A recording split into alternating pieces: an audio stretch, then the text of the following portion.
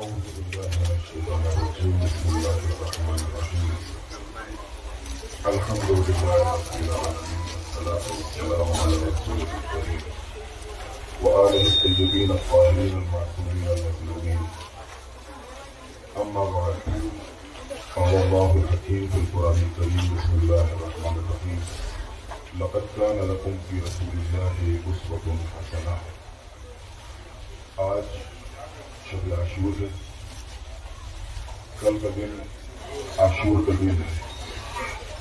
عاشور کا دن جس دن امام حسین نے اپنے اصحاب، انصار اور گوشت کے پالوں کی قربانی کے ساتھ ساتھ خود اپنی قربانی دی اور خود اپنی قربانی پیش کی۔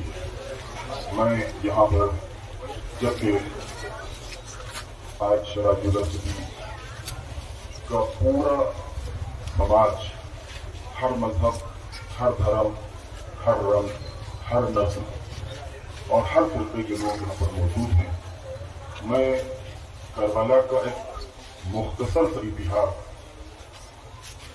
کربلا کی ایک بہت ہی شارٹ میں تاریخ آپ کی خدمت میں بیان کرنا چاہتا ہوں۔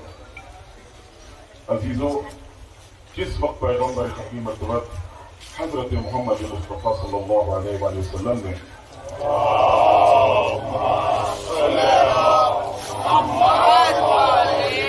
مکے کی گلیوں میں قولوا لا الہ الا اللہ تفلحوا کی آواز بلند کی،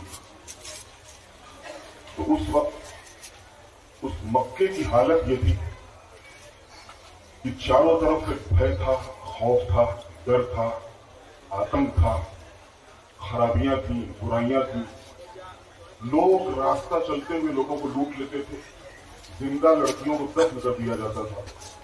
ایسے ماحول میں پیغمبر ختم مرتبت نے ان تمام برائیوں کو ختم کرنے اور لوگوں کو اچھائیوں کو اپنانے کے لیے قیام کیا، یعنی کھڑے ہو گئے پیغمبر۔ اور محمد صاحب نے اس راہ میں، اس راستے میں، یعنی لوگوں کو اچھائیوں کی طرف لانے اور برائیوں سے نکالنے میں پتھر کھائے، گالیاں سنی ہیں، آپ پر تہمتیں لگائی گئی، الزامات لگائے گئے، آپ کو خود مکے سے نکالا گیا اور مکے سے نکل کے آپ مدینے چلے گئے۔ آج قومی ایکتا، اور یہ میں قومی ایکتا کا امتیاز بتاؤں، سب سے پہلی قومی ایکتا کا پروگرام خود محمد صاحب نے مدینے میں کیا۔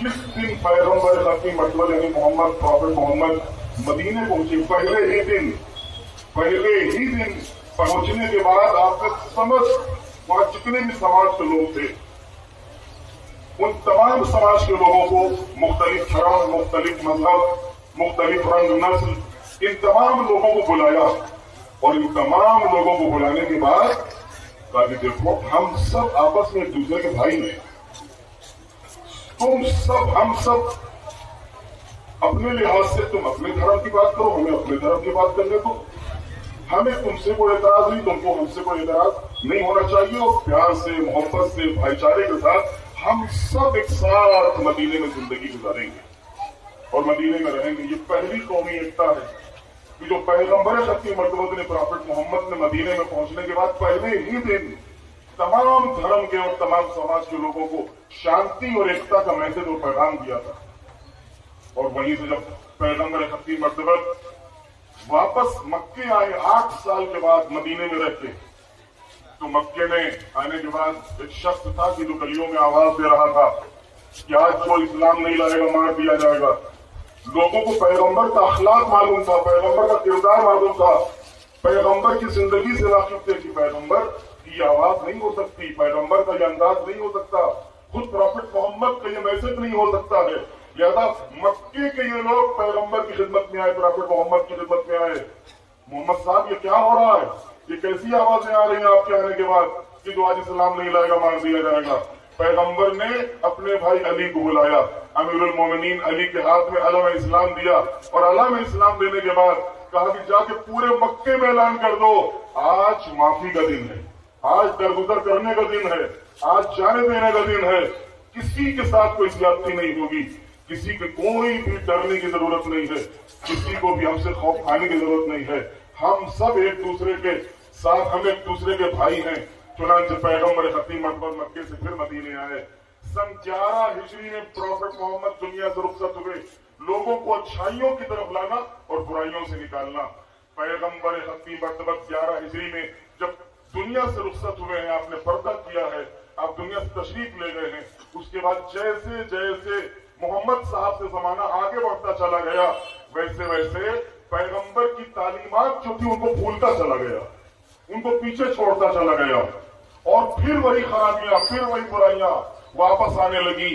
यहां तक कि बुराइयों का आलम ये हो गया कि यजीद जैसा सिर्फ 50 साल के अंदर अंदर 11 हिजरी में प्रॉफिट मोहम्मद दुनिया से रुखसत हुए, और 60 हिजरी में यजीद तख्त पर आके बैठ गया, सत्ता अपने कब्जे में और अपने हाथ में ले ली, और जैसे ही सत्ता मिली वैसे ही उसने सबसे पहले इमाम हुसैन से बैत का मुतालबा किया। क्यों?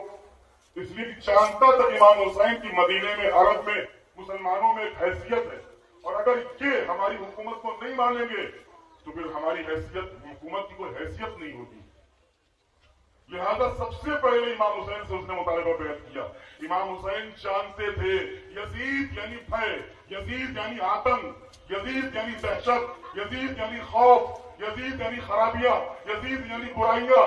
लिहाजा इमाम हुसैन ने पहले ही दिन ऐलान कर दिया, मिसली ला युबायु मिसला, मुझ जैसा यजीद जैसे के हाथ पे हाथ नहीं रख सकता, यजीद की बैत नहीं कर सकता। इमाम को मालूम था कि इस इनकार के नतीजे में हमें क्या करना होगा और कितनी सख्तियों और तकलीफों को बर्दाश्त करना होगा। इमाम ने सब कुछ बर्दाश्त करने के लिए अपने को आमादा और तैयार किया, यहाँ तक कि इमाम को उनका वतन मदीना छोड़ना पड़ा। मक्के आए, मक्के से आपने करबला की राह ली। 2 मुहर्रम को इमाम वारिद करबला हुए, सरजमीन करबला के ऊपर पहुंचे। 5वीं मुहर्रम को पानी बंद कर दिया गया, 7वीं मुहर्रम से पानी खत्म हो गया। 10वीं मुहर्रम आई, इमाम के छोटे छोटे बच्चे हाथों में खाली कूजे लिए हुए अलतश अलतश यानी हाय प्यास की सदाएं बुलंद कर रहे थे। आशूर का दिन यानी 10वीं मुहर्रम कुर्बानियों का दिन, इसलिए इमाम हुसैन ने ये कुर्बानी दी, लोगों को अच्छाइयों की तरफ लाने के लिए, बुराइयों से दूर करने के लिए। क्योंकि इमाम जब करबला आ रहे थे, मदीने से निकले थे इमाम हुसैन, तो उस मौके के ऊपर आपने इरशाद फरमाया था, इन्नी लम अखरुज अशरन वला बतरन वला जालिमन वला मुफसिदा इन्नमा खरजतु लितलबिल इस्लाह फी उम्मत जद्दी। मैं जमाने में जुल्म और फसाद फैलाने के लिए नहीं निकला हूं, मैं निकला हूं अपने नाना की उम्मत की इस्लाह के लिए। मैंने इरादा किया है कि मैं लोगों को अच्छाइयों की तरफ लाऊं, वो अनहानिल मुनकर, और उनको बुराइयों से निकालूं। और जो मेरे नाना और मेरे बाबा की सीरत थी, जो मेरे नाना और मेरे बाबा का चरित्र और किरदार था, उस चरित्र और किरदार की तरफ लोगों को लेकर आऊं। और इस सिलसिले में इमाम ने कहा कि हमको जो भी कुर्बानी देना पड़े हम कुर्बानी देंगे, लेकिन समाज से बुराइयों को खत्म करके रहेंगे, समाज को अच्छाइयों की तरफ ला के रहेंगे, और यजीद के हाथ पे हाथ नहीं रखेंगे। इसलिए कि यजीद के हाथ पे हाथ रखना यानी बुराइयों को आम करना, भय को आम करना, खौफ और दहशत के माहौल को और बढ़ावा देना। लिहाजा इमाम आली मकाम करबला आ गए। आशूर का दिन यानी 10वीं मुहर्रम वो दिन कि जिस दिन इमाम आली मकाम ने अपनी और अपने असहाब और अंसार और गोद के पालों की कुर्बानी दी है। मैं मुख्तसर लफ्जों में वो 18 अफराद जो इमाम के घर के थे, इमाम हुसैन के घर के थे, जिनके लाशें खुद इमाम हुसैन ने अपने हाथों से उठाए हैं, उनकी कुर्बानी मुख्तसर लफ्जों में पेश करना चाहता हूँ। इन्हीं अफराद में 2 इमाम के भांजे थे, जिनको इमाम ने मैदान में भेजा कि जाओ इन जालिमों से, इन यजीदियों से जंग करो। ये दोनों भांजे गए, थोड़ी देर के बाद ये दोनों भांजे काम आ गए, कत्ल कर दिए गए, शहीद कर दिए गए। इमाम ने दोनों भांजों के लाशें उठाए, लाके गंज शहीदा में रखे। भांजों के लाशें जब उठा चुके तो 13 साल का कासिम भतीजा था, इमाम हुसैन के भाई इमाम हसन का बेटा था, ये आया इमाम के खिदमत में, चचा मुझे भी जाने दो इन जालिमों के खिलाफ। इमाम हुसैन ने इजाजत दी और ये 13 साल का कासिम मैदान में गया। थोड़ी देर न गुजरी थी कि इन जालिमों से हम मुकाबला करते करते ये 13 साल का जवान घोड़े से जमीन पे आ गया। जालिमों ने इस जवान के ऊपर घोड़े दौड़ा दिए और कासिम का जिस्म घोड़ों की टापों से पामाल हो गया। इमाम हुसैन ने अपने इस भतीजे की पामाल मैयत को उठाया और लाकर गंज शहीदा में शहीदों के करीब उनको रख दिया। यहाँ तक कि इमाम का 18 साल का एक बेटा था जो रसूलुल्लाह की शबी कहलाता था। चुनांचे जिस वक्त ये 18 साल का फर्जंद मैदान में गया है, इमाम बेटा आगे आगे था और इमाम पीछे पीछे थे। जिस वक्त अली अकबर के सीने में पर्ची का फल लगा है और इमाम को यानी अपने बाबा को पुकारा है, इमाम गए हैं, अपने हाथों से बर्छी का फल निकाला है। चाह रहे थे कि बेटे की मैयत को उठाएं, लेकिन हुसैन से बेटे की मैयत उठ न सकी। आवाज दी, ए बनी हाशिम के बच्चों आओ, बूढ़े बाप से जवान का लाशा नहीं उठता है, आके मदद करो अपने बाप की।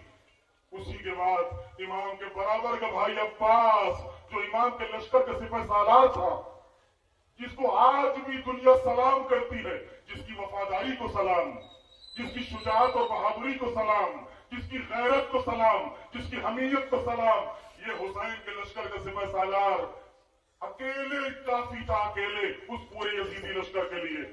जिस वक्त तमाम लश्कर इमाम का मारा गया, जनाब अब्बास आए, आका अब तो इजाजत दे दो मैदान में जाने की, इसलिए कि अब तक अब्बास को रोक के रखा था। अब्बास तुमको जंग की इजाजत नहीं है, तुमको जंग की इजाजत नहीं है। इमाम जानते थे अगर अब्बास को जंग की इजाजत मिल गई तो जंग का नक्शा क्या होगा।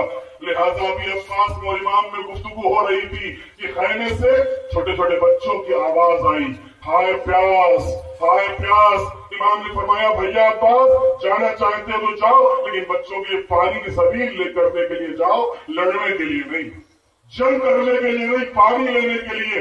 जनाब अब्बास पानी लेने के लिए फरात पे गए, इसलिए कि यजीदियों ने फरात पर पहरा बिठा दिया था, पानी ले जाने के लिए मना कर दिया था। लेकिन अब्बास की शुजाअत और बहादुरी कि आप इनसे लड़ते हुए फरात से पहुंच गए, मशकीजे में पानी भरा, पानी भर के वापस हो रहे थे कि इन लईनों ने और इन सालिमों ने तीर मारा, तीर मश्क के ऊपर लगा, पानी बह गया। जब पानी बह गया तो ये अब्बास की गैरत थी, कहा कि अब खैमे में जाके क्या करें, अब बच्चों को हम क्या मुंह दिखाएंगे कि हम तो पानी लेने के लिए गए थे, पानी भी न ला सके। लिहाजा अब्बास ने अपने रुख को फिर मोड़ दिया और इसी दरमियान अब जो सालिमों ने हमला किया है तो अब्बास घोड़े से जमीन के ऊपर आ गए।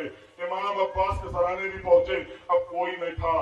बस आखिरी शहादत और सुन लीजिए, ये किसकी शहादत थी? ये किसी ऐसे शहीद की शहादत नहीं है कि जो चल के मैदान में आया हो, ये वो शहीद है कि जिसे इमाम खुद अपने हाथों पे लेके आए थे। कि इमाम हुसैन का 6 महीने का बच्चा था, 6 महीने का बच्चा जो प्यास से जहमलब था, कभी मुंह खोलता था कभी बंद कर लेता था। इमाम इस 6 महीने के बच्चे को लिए हुए मक्तल में हाजिर हो गए, लोगों को दिखा के, इन सालिमों को दिखा के आवाज देते, मलूनो अगर तुम ये सोचते हो कि बच्चे के बहाने मैं पानी पी लूंगा, आओ मैं जमीन पे लिटाए देता हूँ, 2 कतरे पानी के इसके गले में टपका दो। सालिमों पर कोई असर नहीं हुआ। इमाम ने बच्चे को हाथों पर उठा लिया, बेटा अली असगर हुज्जत तमाम कर दे। अली असगर ने सूखी जबान पपड़ा हुए होठों पर फेरी, एक हल्की सी मुस्कुराहट लबों पे आई, फुरमुला का तीर चला, 3 शोबे का तीर, और 6 महीने का बच्चा। एक बाप अपने बच्चे को ऐसे लिए हुए हाथों के ऊपर, और जालिम का तीर आता है और तीर अली असगर के गले पे लगता है। ये 6 महीने के बच्चे के गले पे लगता है और गले पे लग के बाप के हाथों पे, बाप के बाजू पे, हुसैन के बाजू पे पैवस्त हो जाता है। बच्चा इमाम के हाथों पलट जाता है। बच्चे को लेके इमाम खैबर खैमा के ऊपर आए। अब कोई न था, हुसैन थे और तन्हाई थी, हुसैन थे और बेकसी थी, हुसैन थे और मजलूमियत थी, हुसैन थे और गुर्बत थी। मैदान करबला में आए हैं। आने की बात अब जो, क्योंकि इमाम हुसैन अली मुर्तजा के बेटे हैं, रसूलुल्लाह के नवासे हैं, लिहाजा अब जो हमला किया है, आलम जैसा की फौजें भाग रही थी, इसी दरमियान आवाज आई, क्योंकि अल्लाह के नबी के नवासे थे, खुद इमाम थे, अल्लाह के प्यारे थे। अल्लाह की तरफ से आवाज आई, हुसैन बस, या ये तो नफ्सुल मुतमइन्ना इरजाई इला रब्बिका राज़ियतन मर्ज़िया, ए नफ्स मुतमइन्ना के मालिक मेरी तरफ आ जाओ, इस आलम में कि मैं तुझसे राजी और تو مجھ سے راضی. بس آواز کا آنا تھا. حسین نے سر کو جھکا لیا. یزیدی قریب آنے لگے. حالت یہ تھی کوئی تیر مار رہا تھا, کوئی تلوار سے حملہ کر رہا تھا. جن کے پاس کچھ نہ تھا وہ پتھر مار رہے تھے. حسین گھوڑے سے زمین پر آئے. شمر ملعون آگے بڑھا, سینے کے اوپر سوار ہوا, اور اب جو سر و تن میں جدائی کی تو یہ ہمارا عقیدہ اور ہمارا ماننا ہے. کتابوں میں درج ہے کہ زمین کانپ گئی, آسمان ہل گیا, فضا میں آواز گونجی, الا قتل الحسین بکربلا, الا ذبح الحسین بکربلا. میں آج یقیناً آج کی رات میں جو شب عاشور ہے, یہ اس سے پڑھ کے امام حسین کو خراج عقیدت اور شرطانجلی اور نذران عقیدت نہیں ہو سکتا ہے کہ تمام سماج اور تمام مذاہب اور ہر رنگ اور نسل کے لوگ آج راج اللہ میں اس چوک میں جمع ہونے کے بعد امام کو سلام کرنے کے لیے آئے ہیں, امام کو شرطانجلی دینے کے لیے آئے ہیں, امام کو خراج عقیدت پیش کرنے کے لیے آئے ہیں. یقیناً آپ سب کو جنہوں نے اس پروگرام کا اہتمام کیا ہے اور اس راجولہ میں بھائی چارے کا ماحول عام کرنے کے لیے کوشش کی ہے, ان کے لیے دعا کرتا ہوں کہ اللہ ان سب کی توفیقات میں اضافہ فرمائے. ہندوستان خوبصورت